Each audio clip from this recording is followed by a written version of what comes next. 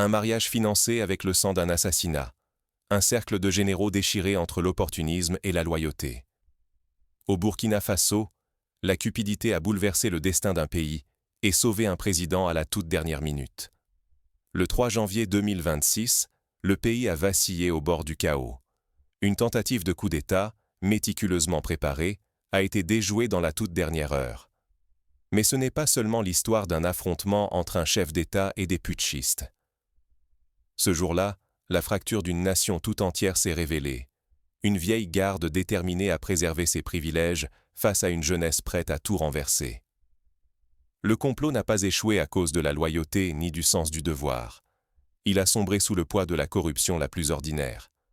Les fonds destinés à l'opération ont été détournés par l'un des officiers principaux, qui a préféré organiser un mariage somptueux plutôt qu'un changement de régime. Les rêves de révolution se sont dissous dans l'avidité et l'égoïsme, révélant une armée rongée par les intérêts privés. Ce qui aurait pu être un putsch chirurgical est devenu une leçon amère sur la vraie nature du pouvoir. Dans l'ombre des institutions, la fidélité s'achète, la cohésion s'effrite, et la survie du régime dépend moins de la force que de la capacité à endiguer la cupidité. Prenons un instant pour comparer cette situation à d'autres contextes historiques. En 1963, par exemple, en Syrie, un coup d'État mené par le parti Baas a réussi, mais uniquement grâce à l'absence de rivalité interne et de détournement de fonds. A contrario, au Nigeria, en 1966, la cupidité et les intérêts personnels ont fragmenté les mutins, aboutissant à une guerre civile sanglante. On voit à quel point les ambitions personnelles peuvent changer la donne, faisant basculer le destin d'une nation entière. Derrière ce fiasco militaire se cache une vérité dérangeante. Si les leçons de cette crise ne sont pas tirées, c'est la stabilité de toute l'Afrique de l'Ouest qui chancelle. Comprendre ce qui s'est joué au Burkina Faso, c'est aussi décider de l'avenir du Sahel, entre héritage du passé et promesse d'un nouvel ordre. Mais comment en est-on arrivé là? Derrière les uniformes et les discours officiels se cachent des années de tensions, de promesses brisées et d'alliances secrètes. Burkina Faso, l'épicentre d'une lutte ancienne où les visages des conspirateurs n'ont guère changé depuis les années 1980. Pour saisir la crise actuelle, il faut revenir 40 ans en arrière. Au cœur des années 1980, une révolution emporte le pays, portée par une jeunesse avide de changement. Mais, brutalement, une génération accrochée à ses privilèges écrase cette vague d'audace. Cette fracture, tapie mais jamais effacée, ressurgit à chaque tentative de réinvention nationale. Prenons un exemple concret. La révolution menée par Thomas Sankara, figure emblématique, qui prônait l'autosuffisance et la justice sociale. Son assassinat, orchestré par ses anciens camarades, a laissé une cicatrice profonde. Aujourd'hui, la mémoire de Sankara est brandie par la jeunesse, tandis que les anciens réseaux s'accrochent au levier de pouvoir. Ce double héritage explique en partie la défiance généralisée envers les élites. Aujourd'hui, les mêmes réseaux, parfois les mêmes noms, réapparaissent. Ceux qui conspirent à présent étaient déjà acteurs du sabotage révolutionnaire. Ils ont transformé la soif de justice en une quête cynique de pouvoir. Leurs recettes n'ont pas changé. Manipulation, achat de loyauté, alliance de circonstances. Pour eux, l'histoire n'est qu'un cycle. Et la jeunesse, de nouveau, se retrouve à un carrefour dramatique. Dans ce décor instable s'impose Ibrahim Traoré, jeune président qui incarne, pour beaucoup, une rupture sans précédent. Contrairement à ceux qui l'ont précédé, il rejette l'ordre ancien et les jeux d'influence étrangères. Il propose une vision tranchée, presque iconoclaste, qui séduit une population lassée de promesses non tenues. Pour illustrer l'importance de cette rupture, rappelons comment, dans d'autres pays du continent, une jeunesse frustrée a parfois choisi la voie de la violence ou de l'exil. Au Sénégal, lors des protestations de 2021, des milliers de jeunes sont descendus dans la rue pour faire entendre leur voix, faute de confiance dans les institutions. Au Burkina Faso, la figure de Traoré cristallise cet espoir de changement, mais aussi la peur d'une nouvelle désillusion. Mais la situation du Burkina Faso déborde largement ses frontières. Le Sahel entier traverse une tempête. Coup d'État en série, incursion djihadiste, rivalité de puissances étrangères. Ici, les lignes de front sont autant idéologiques que militaires. Qui dessinera l'avenir du Sahel? Quels intérêts finiront par s'imposer sur ce territoire meurtri mais stratégique? Pour bien comprendre ce contexte, il faut se rappeler que le Sahel a longtemps été un terrain de lutte entre puissances mondiales. Depuis la guerre froide, les États-Unis, la France, la Russie et plus récemment la Chine rivalisent d'influence via l'aide militaire, les contrats miniers et les alliances politiques. Cette compétition a souvent alimenté l'instabilité, chaque camp soutenant ses alliés locaux, parfois au détriment de la stabilité à long terme. Oublier le passé du Burkina Faso, c'est risquer de retomber dans ses pires travers. Les réseaux corrompus, experts en métamorphose, guettent la moindre faille pour regagner le pouvoir. La mémoire de la révolution brisée des années 1980 n'est pas qu'un souvenir lointain. C'est un signal d'alarme. Alors que les tensions atteignent un point de rupture, la nuit du 3 janvier 2026 va tout faire basculer. Un coup d'État manqué expose au grand jour la guerre des nerfs qui se joue au sommet de l'armée. Quand les rêves de révolution se dissolvent dans l'appât du gain, c'est toute une génération qui se renie. Au centre de l'échec, un homme, l'ex-président Damiba, exilé depuis sa débâcle de 2022. Il ne cherche plus à rallumer la flamme, mais ravive ses anciens réseaux militaires. Il promet des fortunes à des officiers désabusés, non par idéalisme, mais pour acheter leur loyauté. La corruption devient la règle. Les ambitions personnelles éclatent au grand jour. Le capitaine Prosper Kouyaty, chargé de l'assassinat du président, détourne à lui seul 3 millions de francs CFA pour financer son mariage. Le projet politique s'effondre, remplacé par la soif d'enrichissement individuel. Les flux d'argent révèlent l'ampleur du complot. 70 millions de francs CFA circulent dans l'ombre, franchissant frontières et comptes anonymes. Les valises de cash voyagent de Lomé à Accra, d'Abidjan à Ouagadougou. Pour blanchir ces sommes, des civils masquent les transactions, usant de techniques mafieuses, transferts fractionnés, investissements fictifs, échanges cryptés, indétectables pour la plupart. Ce réseau mafieux infiltre l'État. L'argent achète les consciences, le pouvoir corrompt les principes. L'idéal s'efface. La trahison devient norme.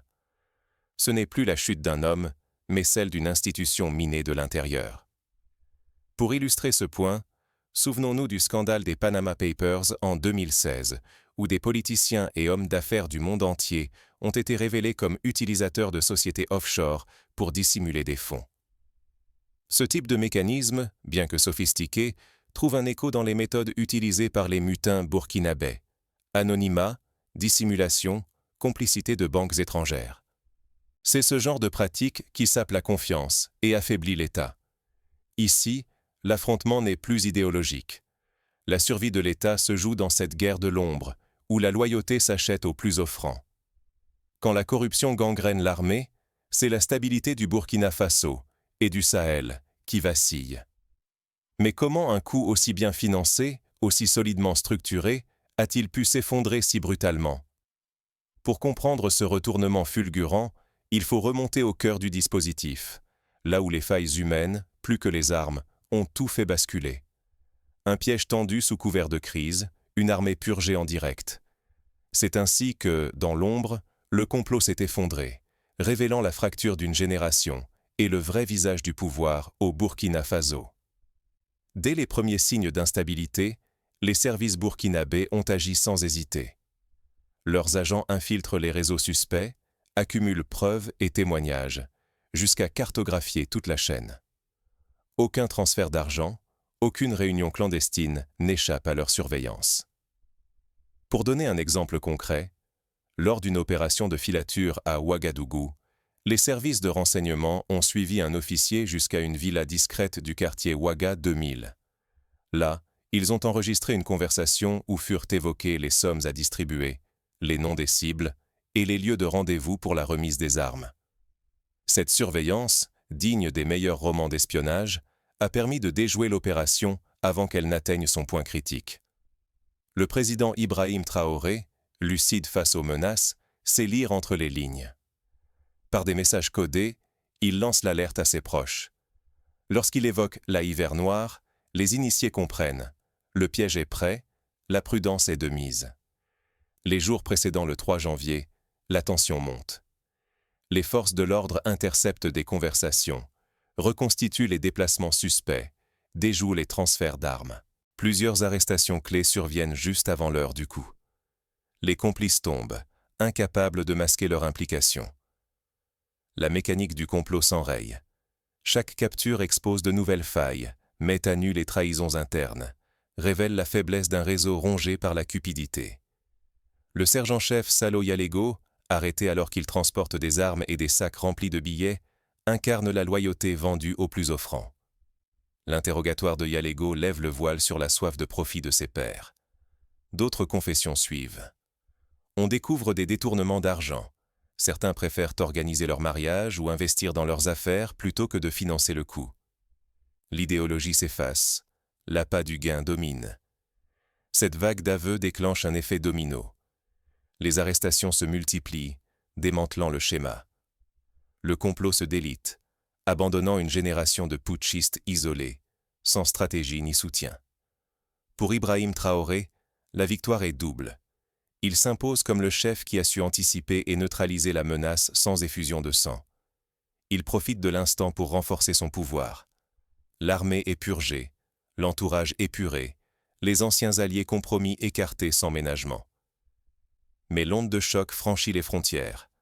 La brutalité des révélations et la rapidité de la purge font vaciller la confiance régionale. Les chancelleries s'interrogent, les voisins observent, conscients que la déstabilisation d'un pays peut entraîner tout le Sahel dans la tourmente. Pour illustrer ce phénomène, souvenons-nous de l'impact de la chute de Blaise Compaoré en 2014. Ce départ avait déclenché une vague d'inquiétude dans la sous-région, poussant le Togo, la Côte d'Ivoire et le Ghana à renforcer leurs dispositifs sécuritaires à la frontière. Les crises internes du Burkina Faso ont toujours eu des répercussions bien au-delà de ses frontières. Pour le Burkina Faso, l'enjeu est colossal. Si Traoré échoue à transformer ce succès sécuritaire en réforme durable, la nation risque de replonger dans la spirale de l'instabilité, nourrissant les doutes sur la souveraineté en Afrique de l'Ouest. Mais derrière cette victoire tactique, des cicatrices profondes subsistent. La question demeure. Comment reconstruire la confiance et transformer l'armée pour éviter que l'histoire ne se répète? Du chaos peut surgir l'espoir, mais à quel prix? Après la tentative de coup d'État du 3 janvier 2026, le Burkina Faso fait face à une question cruciale. Saura-t-il transformer la crise en fondement d'un État indépendant et juste, ou retombera-t-il dans le cycle de la trahison? 3 chantiers s'imposent, chacun porteur d'un risque et d'une chance. D'abord, repenser les institutions en profondeur. Changer quelques figures ne suffit plus. Il faut refonder les règles du jeu, créer de vrais contre-pouvoirs et garantir une justice indépendante. Cela exige d'assainir l'armée et l'administration, d'en extirper les corrompus dont la loyauté s'achète. Sans un nettoyage méthodique, la confiance restera lettre morte et la prochaine crise inévitable. Pour rendre ce chantier concret, le pays pourrait s'inspirer du modèle sud-africain post-apartheid, où la commission Vérité et Réconciliation a permis d'identifier les failles du passé et de bâtir une nouvelle culture du dialogue et de la responsabilité. Au Burkina Faso, une commission indépendante sur la corruption et la réforme militaire pourrait jouer un rôle similaire, en donnant la parole aux victimes et en sanctionnant les coupables sans exception. Ensuite, il faut imposer la transparence totale sur l'argent public. Les détournements, enrichissements illicites et réseaux occultes ont fragilisé la nation. Il est temps d'établir des mécanismes de contrôle indépendants, où chaque franc, chaque dépense publique serait tracée et rendue visible à tous. La société civile doit pouvoir surveiller, dénoncer, exiger la reddition de comptes. L'impunité doit être bannie, sous peine de voir les vieux démons ressurgir. Un exemple frappant vient du Ghana, où le lancement du portail Ghana Open Data Initiative a permis à tout citoyen de consulter les budgets et contrats publics en temps réel. Cette transparence a réduit les détournements et renforcé la confiance de la population. Le Burkina Faso pourrait adapter ce modèle, en impliquant ONG, médias et citoyens dans la surveillance participative de l'État. Troisième levier, la solidarité régionale. Le Burkina Faso ne vaincra ni les menaces djihadistes, ni les trafics, ni les ingérences extérieures en restant isolé. Il s'agit d'approfondir la coopération avec les voisins africains, d'échanger renseignements et moyens, de bâtir un front commun pour négocier avec les puissances étrangères, qu'elles soient militaires ou économiques. L'unité panafricaine n'est plus un slogan, c'est une question de survie. Pour bâtir cette solidarité, des initiatives peuvent être prises immédiatement. Organiser des sommets sécuritaires trimestriels, créer une force d'intervention conjointe et harmoniser les législations sur la lutte contre le blanchiment d'argent sont des mesures qui pourraient s'inspirer de la force conjointe du G5 Sahel. Cela multiplierait les synergies et rendrait plus difficile l'infiltration de réseaux mafieux ou terroristes. Le président Traoré joue son avenir et celui du pays sur sa capacité à rendre ses réformes irréversibles. Ces paroles ne suffisent plus, seuls les actes comptent. L'état de droit, la transparence et la coopération régionale doivent devenir des réalités, non des promesses. Mais rien ne changera sans une mobilisation populaire durable. Ce renouveau ne peut venir que d'un sursaut citoyen, surtout de la jeunesse, appelée à surveiller, dénoncer, refuser la corruption et l'oubli. La vigilance quotidienne devient une exigence vitale. Sans elle, le passé ressurgira, implacable. Pour encourager ce sursaut, l'enseignement de l'histoire nationale dans les écoles doit être renforcé. Des programmes scolaires mettant l'accent sur la citoyenneté, la mémoire des luttes passées et l'importance de la transparence peuvent préparer une génération à ne plus jamais céder à la tentation du silence ou de la résignation. Si le Burkina Faso laisse passer cette occasion, il s'expose à revivre indéfiniment les mêmes drames. La souveraineté véritable ne se décrète pas. Elle se défend, jour après jour, par l'engagement de tous. Mais la route vers ce renouveau reste semée d'embûches, et l'ombre de la défiance plane toujours sur les rangs de l'armée. Un nouvel incident va bientôt mettre à l'épreuve la volonté de changement du pays. Pour anticiper ce risque, on peut imaginer la mise en place d'un système d'alerte précoce, associant militaires, policiers et membres de la société civile. Ce dispositif, déjà expérimenté au Kenya contre les violences électorales, a prouvé son efficacité pour désamorcer les crises avant qu'elles ne dégénèrent. Le véritable coup d'État, c'est celui qui se joue dans la conscience. Alors, qu'êtes-vous prêt à faire pour empêcher la vigilance de s'éteindre? Ce qui s'est passé au Burkina Faso, le 3 janvier 2026, dépasse de loin une simple tentative de prise de pouvoir. C'est l'effondrement moral d'une génération entière qui éclate au grand jour, une leçon d'histoire inscrite dans la défiance et la mémoire blessée.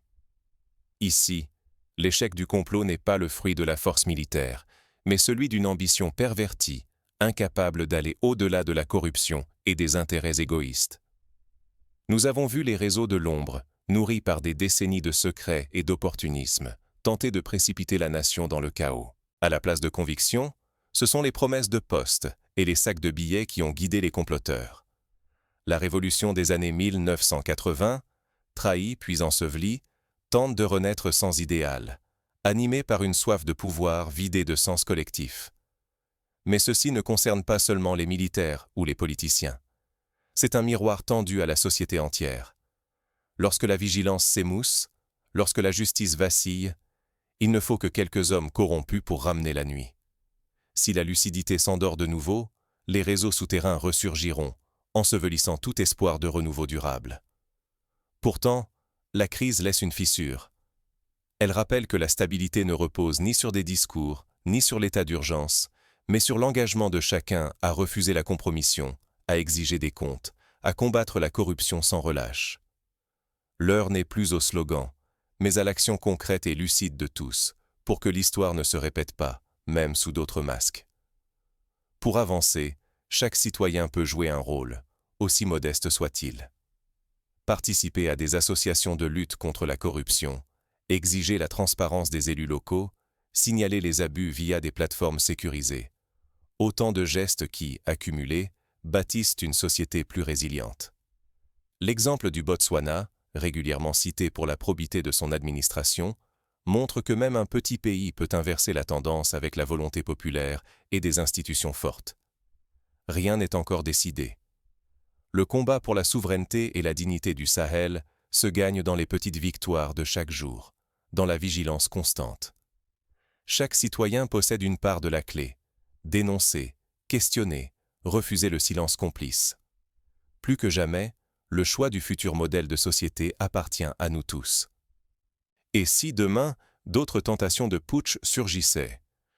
Ce serait à la société de prouver qu'elle a appris des erreurs du passé, en refusant de céder à la peur ou à la résignation. Il ne suffit pas de changer un chef ou de purger une institution. Il faut inventer une nouvelle façon de faire société, où la parole du citoyen compte autant que celle du général. C'est maintenant, pas demain, que se façonne l'avenir du Burkina Faso et de toute l'Afrique de l'Ouest. Face à la menace, la conscience collective est la seule digue contre la dérive. Et cette digue, il faut la bâtir et la renforcer ensemble, à chaque instant.